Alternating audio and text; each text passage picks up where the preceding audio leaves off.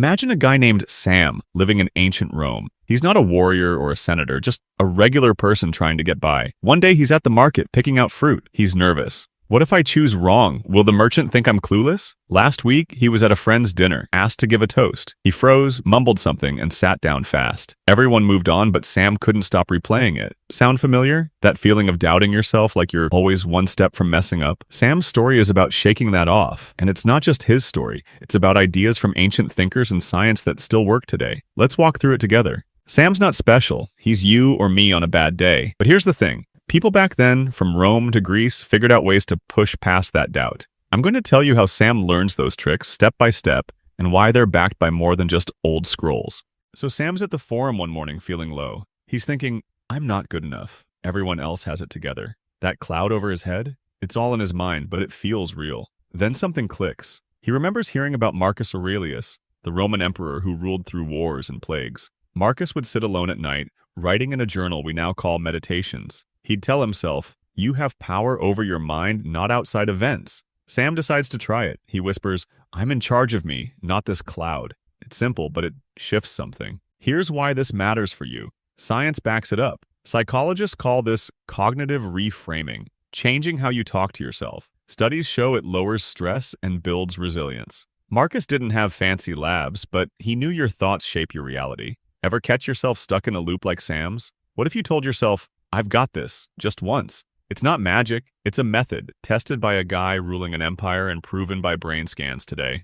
A few days later, Sam's back at the market. He's slouching, hiding in his own shadow. Then he thinks about Cicero, the Roman orator who could silence a crowd with one look. Cicero wasn't born confident. He practiced. He'd stand in front of a mirror, shoulders back, chest out, until he felt the part. Sam gives it a shot. He straightens up, takes a deep breath, and walks like he belongs. People notice, not in a big way, just a nod here, a glance there, but Sam feels different. This isn't just a Roman trick. There's science here too. Amy Cuddy, a researcher, found that standing tall, power posing, boosts testosterone and cuts stress hormones. Your body tells your brain how to feel. Cicero figured this out 2,000 years ago without a lab coat. Think about it. When do you slouch? At work? In a crowd? Try standing like Sam did, like you're worth noticing. It's a small move with a big payoff.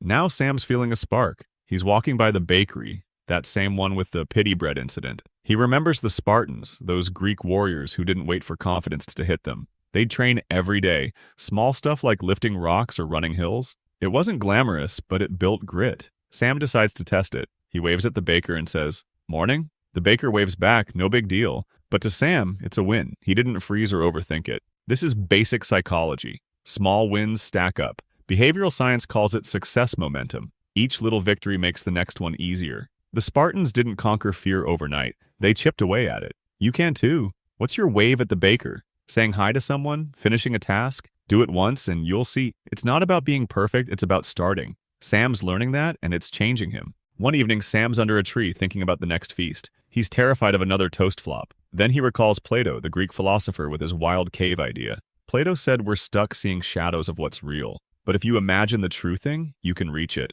Sam tries it. He closes his eyes, pictures himself speaking clearly, the crowd nodding. It's just in his head, but it feels possible. Next time he's at the feast, he's still nervous, but he remembers that picture. Plato was onto something. Visualization's a real tool. Athletes use it. Studies show imagining a win fires the same brain neurons as doing it. Sam's not leading armies, but seeing himself succeed gave him a nudge. What about you? What's that moment you're scared of? Picture it going right, 5 seconds, that's it. Ancient Greeks didn't have MRI scans, but they knew the mind's power. So Sam's not a hero yet. He still trips over his sandals sometimes, but he's different now. Marcus taught him to control his thoughts. Cicero showed him how to stand. Spartans proved small steps matter. Plato gave him a vision. He's at that feast again, raises his cup, says, "To us," and the crowd claps. It's not perfect, but it's progress. That's what the ancients figured out. Confidence isn't a gift. It's a habit. You don't need a toga to try it. Pick one thing, say something kind to yourself, stand taller today,